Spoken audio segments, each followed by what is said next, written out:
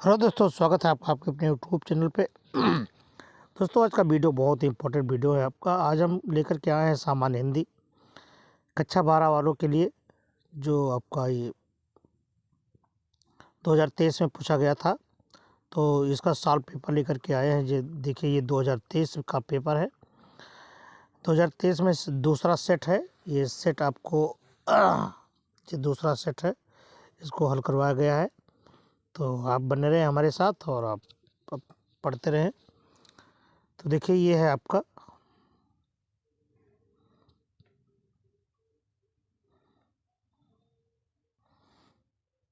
तो बिना देरी किए हुए ले चलते हैं आपको आपके अपने प्रश्न पत्र की ओर।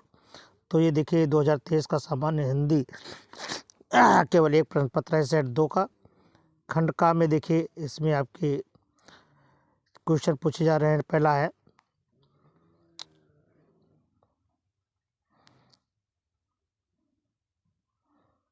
क्वेश्चन देखिए, पहला है, निम्नलिखित में से हजारी प्रसाद द्विवेदी जी की रचना है, कौन सी है इसमें? तो इसमें है आपको बताना है।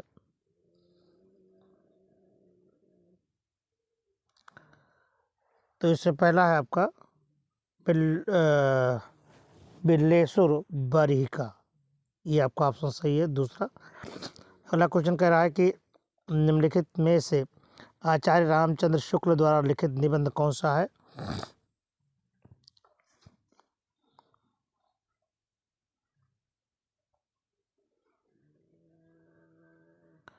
तो इसमें है आपका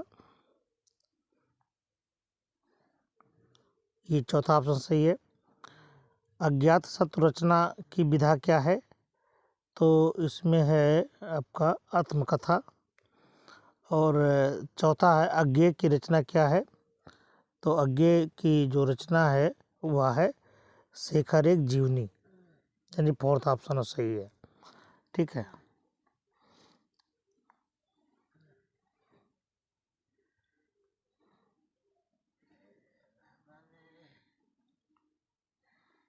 अगला क्वेश्चन है, बहादुर कहानी के लेखक कौन है? तो बहादुर कहानी के जो लेखक है वह है अमरकांत।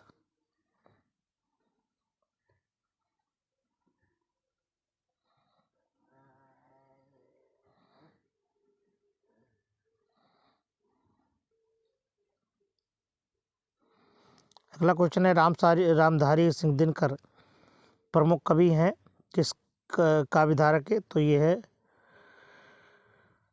प्रगतिवादी काव्यधारा के हैं। बिहारी की रचना का छंद क्या है? तो बिहारी की रचना का जो छंद है वो है दोहा। आंसू रचना क्या है? तो ये है आपका जयशंकर प्रसाद जी की।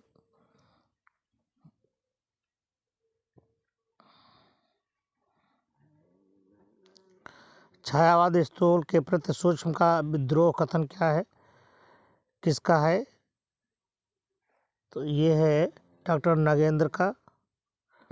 और दूसरा सप्तक का प्रकाशन कब हुआ था? तो दूसरा सप्तक का प्रकाशन हुआ था 1991 में।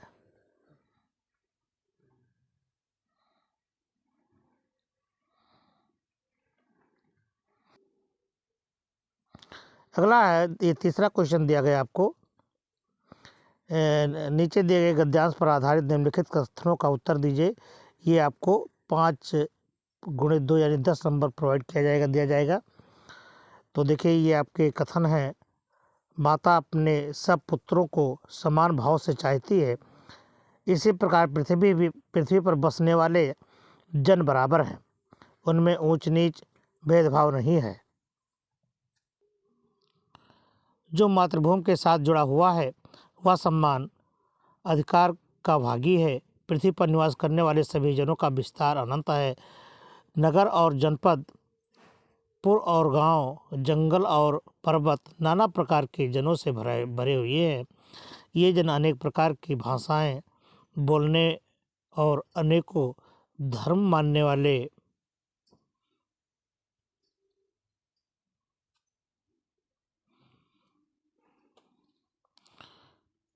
हैं, फिर भी ये मातृभूमि के पुत्र हैं। तो ये आपका गद्यांश है। इस गद्यांश में आपसे 5 क्वेश्चन पूछा जाएगा। तो 2 पंचे 10 आपको दिया जाएगा। 5 क्वेश्चन है, 2-2 नंबर के हैं। तो इसमें पहला क्वेश्चन है, उपरोक्त गद्यांश के पाठ और लेखक का नाम बताइए। तो पहला आंसर ये है आपका कि प्रस्तुत अवतरण के पाठ का शीर्षक राष्ट्र का स्वरूप है और इसके लेखक वासुदेव शरण अग्रवाल जी हैं। ठीक है, तो पहले का आपको 2 नंबर मिल जाएगा। अगला क्वेश्चन व्याख्या पर जाएगा। व्याख्या क्या? प्रस्तुत गद्यांश में स्पष्ट है कि प्रत्येक माता अपने सभी पुत्रों को समान भाव से प्यार करती है। वह सबके दुख और सुख और दुख यानी दुखी भाव और सुखी में आनंद का अनुभव करती है। इसी प्रकार पृथ्वी भी हमारी माता है। वह अपने सभी छोटे बड़े प्राणियों को प्यार देती है तथा प्राणी भी उस पर अपना समान अधिकार रखते हैं। इसी प्रकार इस पृथ्वी के संतानें भी बीच ऊंच नीच का भाव नहीं होता है। ठीक है, तो ये है इसका हुआ। अगला क्वेश्चन कह रहा है कि समान अधिकार का भागी कौन है। क्वेश्चन पूछ रहा है समान अधिकार का भागी कौन है। तो समान अधिकार का भागी प्रत्येक प्राणी है। ठीक है, ये प्रत्येक प्राणी है और पृथ्वी हमारी माता है। वह अपने सभी छोटे प्राणियों को प्यार देती है, छोटे बड़े प्राणियों को, तथा सभी प्राणी उस पर अपना समान अधिकार रखते हैं। अगला क्वेश्चन है कि पृथ्वी पर किसका विस्तार अनंत है। तो पृथ्वी पर मातृत्व की सीमाओं का विस्तार अनंत है, क्योंकि इसके निवासी अनेक नगरों, शहरों, जनपदों, गांवों, जंगलों एवं पर्वतों में बसे हैं। भिन्न भिन्न स्थानों पर रहने वाले व्यक्ति अलग अलग भाषाएं बोलते हैं तथा विभिन्न धर्मों को मानते हैं, परंतु वे सभी एक ही धरती माता के पुत्र हैं। अगला है अनंत और जनपद शब्द का अर्थ लिखिए। अनंत का अर्थ है जिसका कोई अंत न हो अर्थात असीम, और जनपद का अर्थ है किसी राज्य या मंडल का निश्चित सीमा वाला भाग या खंड जो प्रशासनिक अधिकारी के अधीन हो। तो ये आपका हुआ।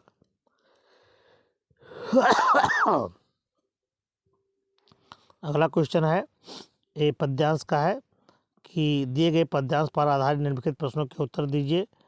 निज जन्म जन्म में सुने जीव यह मेरा, धिक्कार उसे या महास्वार्थ ने घेरा।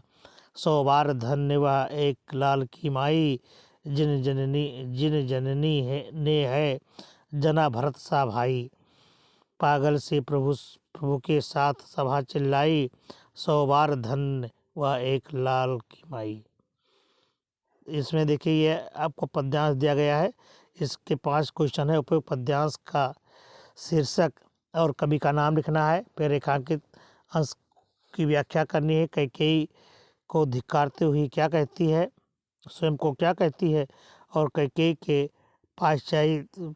पाश्चात्य के बाद श्री राम उनसे क्या कहते हैं, ये सब आपको बताना है। तो पहला देखिए ये है आपका उपयुक्त पद्यांश शीर्षक और कवि का नाम क्या है। तो पद्यांश शीर्षक कैकेयी का अनुताप गीत है तथा इसके कवि का नाम है मैथिली शरण गुप्त। रेखांकित भाग की जो व्याख्या है वो देखिए क्या कहे।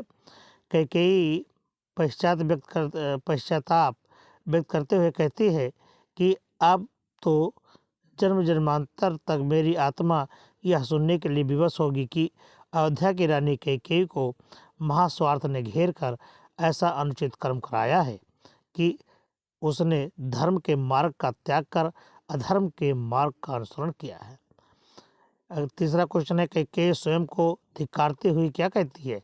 कैकेयी स्वयं को धिक्कारते हुए कहती है कि अब तो जन्म जन्मांतर तक मेरी आत्मा यह सुनने के लिए विवश होगी कि अयोध्या की रानी कैकेयी को महास्वार्थ ने घेर कर ऐसा अनुचित कर्म कराया है कि उसने धर्म के मार्ग का त्याग कर अधर्म के मार्ग का अनुसरण किया।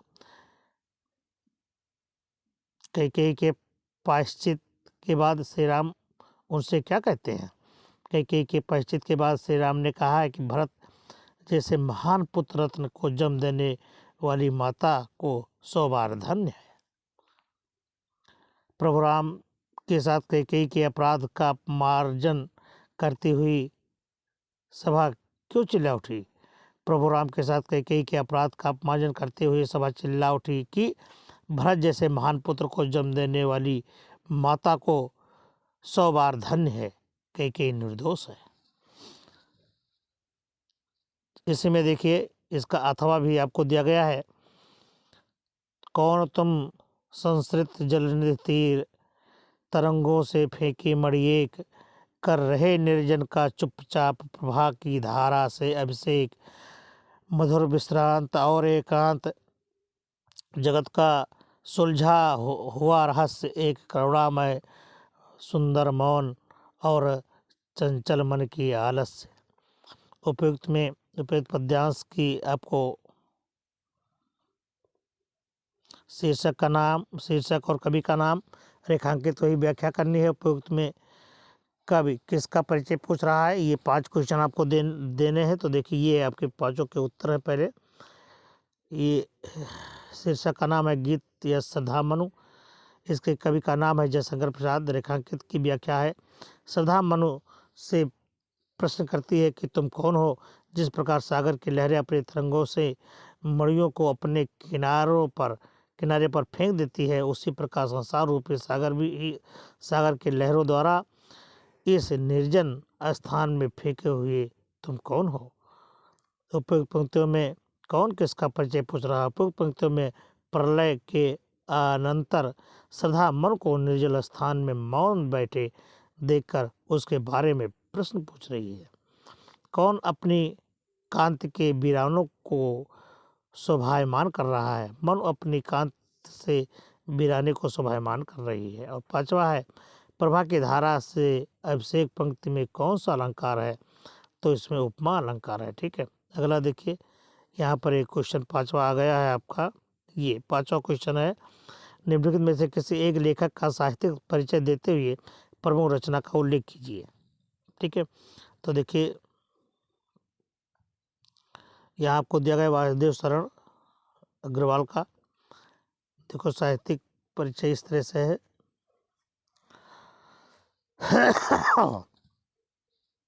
भारतीय संस्कृत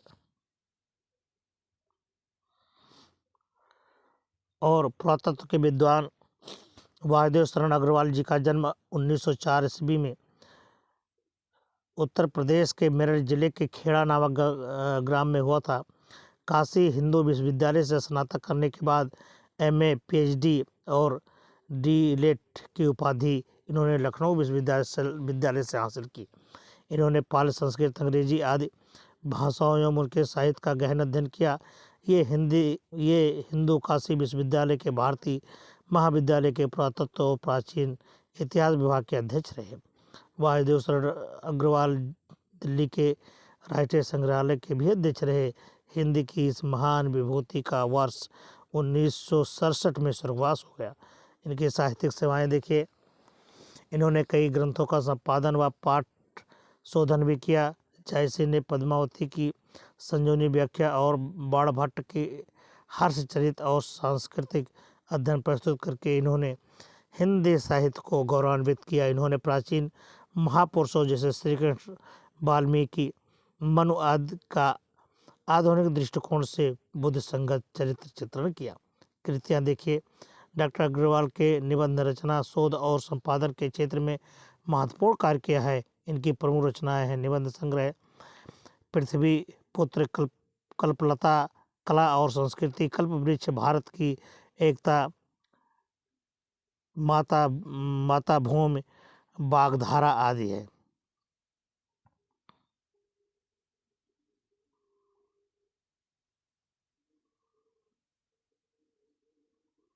अगला है आचार्य हजारी प्रसाद द्विवेदी जी का।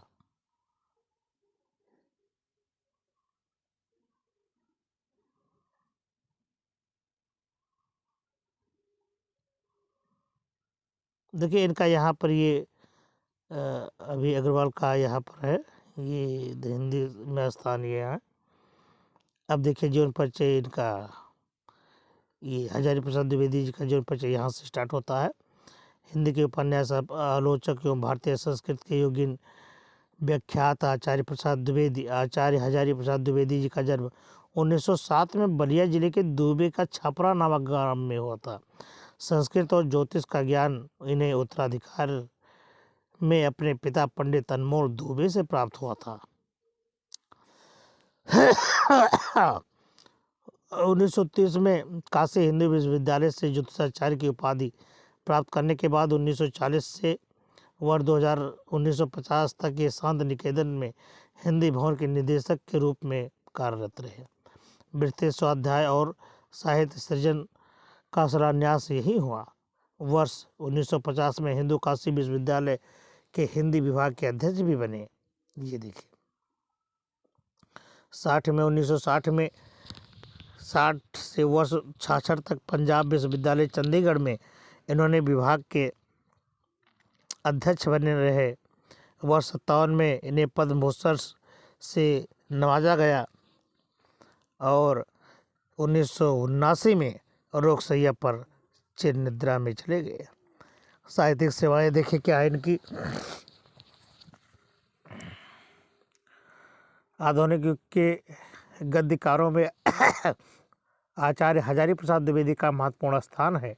हिंदी गद्य के क्षेत्र में इनकी साहित्यिक सेवाओं का आकलन निम्नवत किया जा सकता है। निबंधकार के रूप में, आलोचक के रूप में, आलोचनात्मक साहित्य के सृजन की दृष्टि से द्विवेदी जी का महत्वपूर्ण स्थान है। उनकी आलोचनात्मक कृतियों में विविधता और अध्ययनशीलता स्पष्ट रूप से दिखाई देती है। सूर साहित्य उनकी प्रारंभिक आलोचनात्मक कृति है।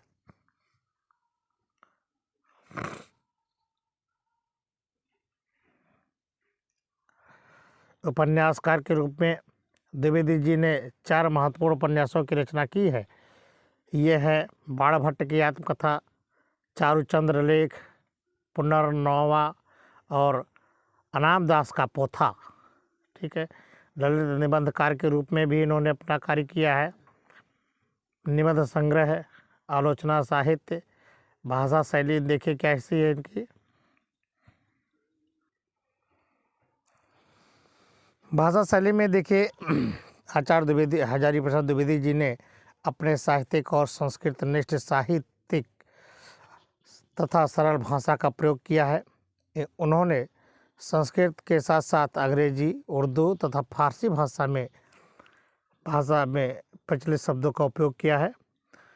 इनकी भाषा में मुहावरों का प्रयोग प्रायः कम हुआ है। इस प्रकार द्विवेदी जी की भाषा शुद्ध, परिष्कृत और परिमार्जित खड़ी बोली है। ठीक है। हिंदी साहित्य में स्थान देखिए। हजारी प्रसाद द्विवेदी की कृतियाँ हिंदी साहित्य में शाश्वत निधि है। इनके निबंधों और आलोचनाओं में उच्च कोटि के विचारात्मक क्षमता के दर्शन होते हैं। ठीक है। अगला क्वेश्चन आ गया, निम्नलिखित में से किसी एक कवि के साहित्यिक परिचय देते हुए कृतियों का उल्लेख कीजिए। अधिकतम 80 शब्दों का होना चाहिए। तो इसमें पहले देखिए महादेवी वर्मा को लिया गया है। महादेवी वर्मा के बारे में देखिए क्या है कि महादेवी वर्मा का जन्म फर्रुखाबाद के एक प्रतिष्ठित शिक्षित कायस्थ परिवार में 1907 में हुआ था। इनकी माता हेमरानी हिंदी व संस्कृत की ज्ञाता और साधारण कवित्री थी। नाना व माता के गुणों का प्रभाव ही महादेवी जी पर पड़ा। 9 वर्ष की छोटी सी आयु में ही विवाह हो जाने के बावजूद इन्होंने अपना अध्ययन जारी रखा। महादेवी वर्मा का दाम्पत्य जीवन सफल नहीं रहा। विवाह के बाद उन्होंने अपनी परीक्षाएं सफलतापूर्वक उत्तीर्ण की। उन्होंने घर पर ही चित्रकला और संगीत की शिक्षा अर्जित की। इनकी उच्च शिक्षा प्रयागराज में हुई। कुछ समय तक इन्होंने चांद पत्रिका का संपादन भी किया। इन्होंने शिक्षा समाप्त के बाद वर्ष 1933 से प्रयाग महिला विद्यापीठ प्रधानाचार्य पद को सुशोभित किया। इनकी काव्यात्मक प्रतिभा के लिए इन्हें हिंदी साहित्य सम्मेलन द्वारा केसरिया और मंगला प्रसाद पुरस्कारों से इन्हें नवाजा गया। 1983 में भारत भारती तथा ज्ञानपीठ पुरस्कार द्वारा सम्मानित किया गया।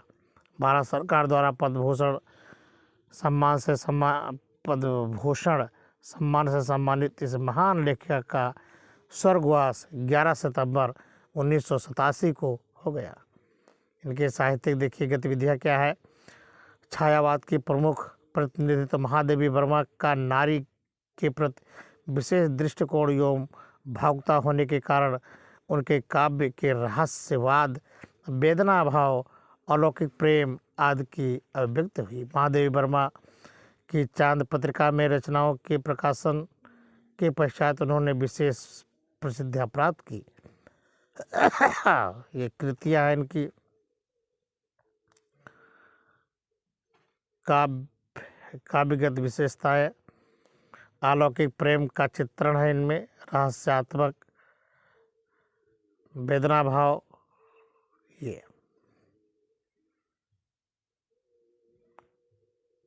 रस, भाषा, शैली,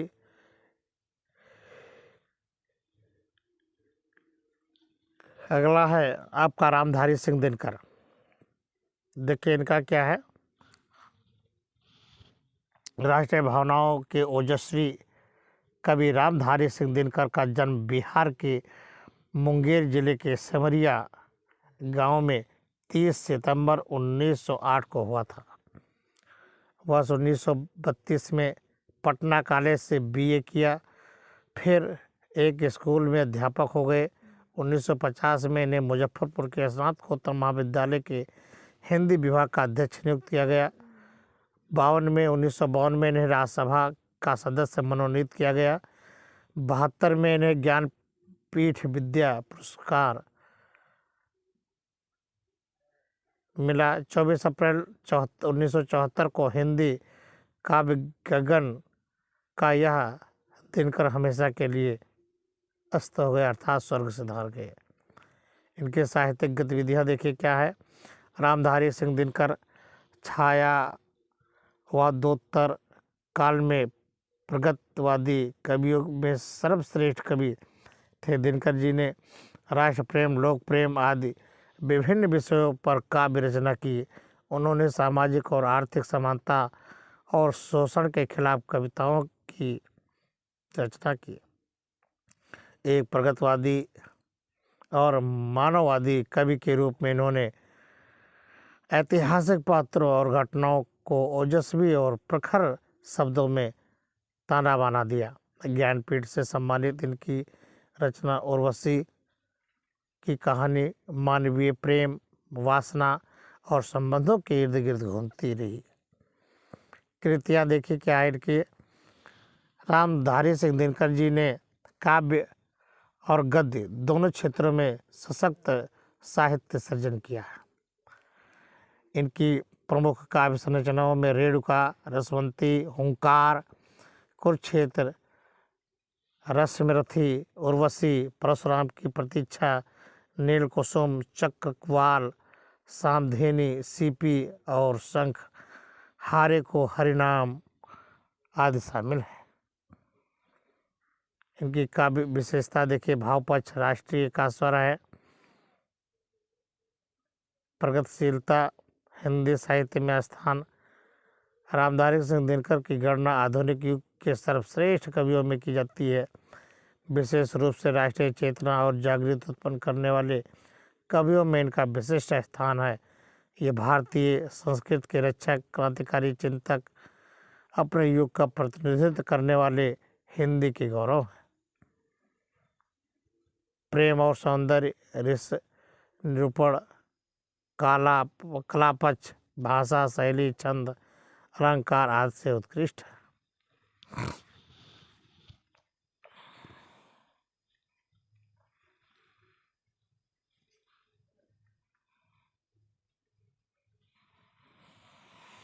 अगला देखिए खंड, ये तो खंड का था। अब देखिए अगला है खंड खा का।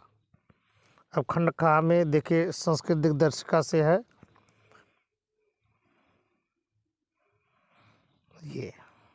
ये आपका एक संस्कृत में पैराग्राफ दिया हुआ है। इसका आपको संस्कृत में मतलब इसका हिंदी में संदर्भ सहित अनुवाद करना है। देखिए, तो ये आपका प्रस्तुत गद्यांश हमारी पाठ्य पुस्तक संस्कृत दिग्दर्शिका के संस्कृत भाषाया महत्तम पाठ से उद्धृत है। अनुवाद देखिए, धन्य है वो भारत देश जहाँ जनमानस का पावन करने वाली, अच्छे भावों को उत्पन्न करने वाली, शब्द समूह को जानने वाली देववाणी शोभायमान है। विद्यमान समस्त साहित्यों में उनका साहित्य सर्वश्रेष्ठ और सुसंपन्न है। यही भाषा संसार में संस्कृत नाम से भी प्रसिद्ध है। इसी भाषा में हमारे रामायण, महाभारत आदि ऐतिहासिक ग्रंथ, 4 वेद, समस्त उपनिषद, 18 पुराण और अन्य महाकाव्य, नाटक आदि लिखे गए हैं। भाषा वैज्ञानिक है। देखिए, इसमें जो दूसरा था ये इसका अनुवाद देखिए 2 है इसमें, अथवा करके, तो अथवा करके इसका भी अनुवाद देखिए यही है। इसका संदर्भ है कि ये संस्कृत दिग्दर्शिका के महामना मालवीय नामक पाठ से उद्धृत है दूसरा वाला, और इसका अनुवाद हिंदी में ये है। ये इन्हें हिंदी सरकार एवं हिंदी, संस्कृत और अंग्रेजी भाषाओं पर समान अधिकार था। इन्होंने हिंदी और हिंदुस्तान के उत्थान के लिए निरंतर प्रयत्न किया गया। तो ये इसका उत्तर है। इसके बाद में आपको इस श्लोक दिए गए हैं। ये 2 श्लोक हैं आपको दिए गए हैं, और इन दोनों श्लोकों को आपको संदर्भ सहित अनुवाद करना है। देखिए, इनके संदर्भ, ये प्रस्तुत श्लोक हमारी पाठ्यपुस्तक संस्कृत दिग्दर्शिका के सुभाषित रत्नानी पाठ से लिया गया है। यह उद्धृत है। इसका अनुवाद देखिए ये है।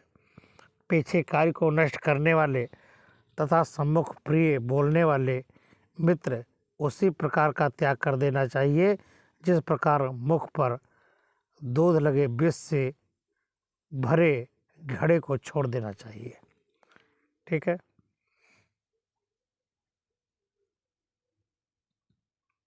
दूसरा है इस श्लोक, ये देखिए, तो संदर्भ इसका अभी जो पहले हुआ था वही होगा, लेकिन अनुवाद देखिए, महान पुरुष संपत्ति एवं विपत्ति में उसी प्रकार एक समान बना रहता है जिस प्रकार सूर्य उदित होने के समय भी लाल रहता है और अस्त होने पर भी लाल होता है। यह कहने का मतलब यह है कि महान अर्थात ज्ञानी पुरुष को सुख और दुख प्रभावित नहीं करते, न तो वो सुख में अत्यंत आनंदित होते हैं और न दुख में हतोत्साहित होते हैं। ठीक है।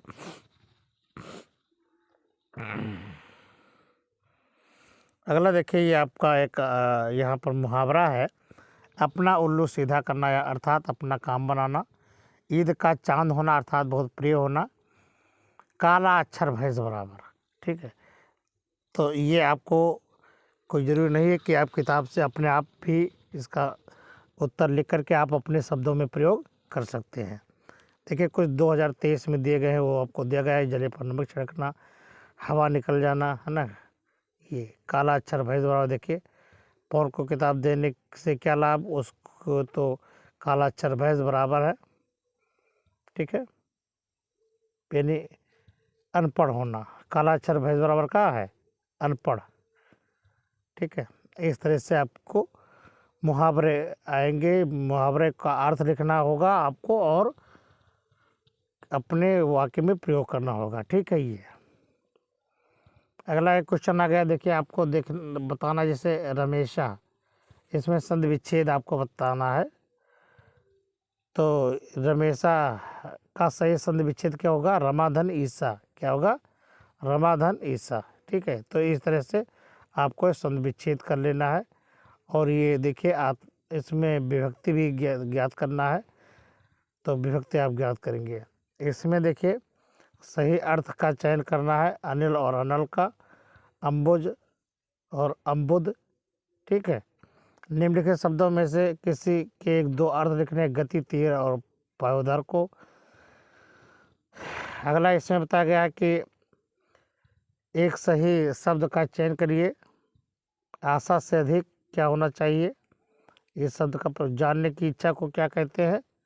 ठीक है, तो जानने वाले की इच्छा को क्या कहते हैं? जिज्ञासु कहते हैं। ठीक है, ऐसे देखिए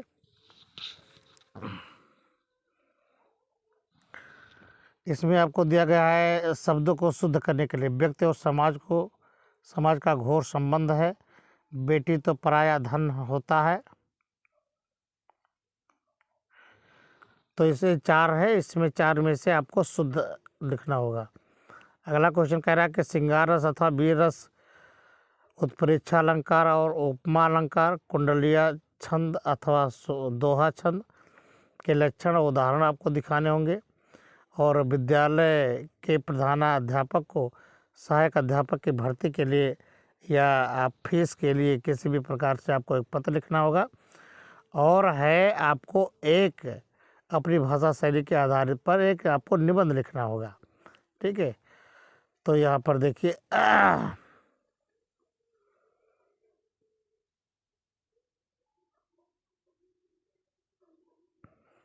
तो आपको अलंकार दिया जा रहा है। तो देखिए ये श्रृंगार रस और वीर रस। तो पहले देखिए श्रृंगार रस क्या है। श्रृंगार रस का भाव अस्थाई, रीत का सामान्य अर्थ है प्रीति, अर्थात जिसको मनोनुकूल प्रिय व्यक्ति को की ओर मन का झुकाव या लगाव होता है। ठीक है, ये आपका श्रृंगार रस है। इसका दूसरा ये वियोग, तो श्रृंगार और वियोग दोनों दिया गया है। यहाँ देखिए अलंकार में आपको उपमा अलंकार और उत्प्रेक्षा अलंकार दोनों दिया गया है। जब काव्य के समान धर्म के आधार पर एक वस्तु की समानता अथवा तुलना अन्य वस्तुओं से की जाए तो वहाँ पर उपमा अलंकार या उपमा अलंकार होता है, जिसकी उपमा देने से उसे उपमेय तथा उसके द्वारा उपमा अर्थात तुलना की जाए तो उसे उपमान कहते हैं। ये उत्प्रेक्षा भी देखिए, उत्प्रेक्षा क्या होता है? किसी वस्तु के संभावित रूप की उपेक्षा करना उत्प्रेक्षा है। ये सोहत ओढ़े पीत पट, श्याम सलोने गात, मनोह निर्मल शैल पर आतप पर प्रभात, है ना। ये अगला है दोहा और कुंडलिया। ये आपका दोहा दिया गया है परिभाषा। दोहा अर्थ सम मात्रिक छंद होते हैं। इस छंद के प्रथम और तृतीय चरण में 13 तरह और द्वितीय और चतुर्थ में 11-11 मात्राएं होती हैं। ये देख लो, इसका स्पष्टीकरण है। और आपका ये उदाहरण है, सबसो सहित उमंग बैठ तरनी के कै माही, और नदिया नाव संयोग फेर मिल है पहनाही। ये कुंडलिया देखिए, ये परिभाषा भी है। यह विषम मात्रिक और सुयुक्त छंद है। इस छंद का निर्माण दोहा और रोला के संयोग से होता है। ठीक है, इसमें 6 चरण होते हैं। प्रथम में दोहा और उसके पश्चात में छंद रोला होता है। ये अगला है, ये आप विद्यालय में प्रबंधक के नाम पर हिंदी प्रवक्ता के लिए अपने नियुक्ति पत्र के लिए आप आवेदन कर सकते हैं। सेवा में प्रधानाचार्य महोदय, राजकीय उच्चतर माध्यमिक विद्यालय शिवपुरी मेरठ, या आप जहाँ रहते हैं उस तरह का आप लिख सकते हैं। ठीक है, और अगला जो क्वेश्चन है आपको दिया गया है वह है पर्यावरण प्रदूषण से। ये प्रदूषण बहुत ही ज़रूरी है, इसलिए प्रदूषण को दे दिया गया है। ये प्रदूषण है आपका। तो ये प्रदूषण से तात्पर्य क्या होता है? ये प्रदूषण का दुष्परिणाम है, फिर इसके निवारण है, और निवारण के बाद में इसका निवारण किया जाएगा। फिर उसके बाद में है उपसंहार। ठीक, ये तो यहाँ तक ये आपका पाठ हुआ। यहीं पर अब ये वीडियो समाप्त होता है। हम फिर मिलते हैं आपको अगले वीडियो में। तब तक के लिए नमस्कार, जय हिंद, जय भारत।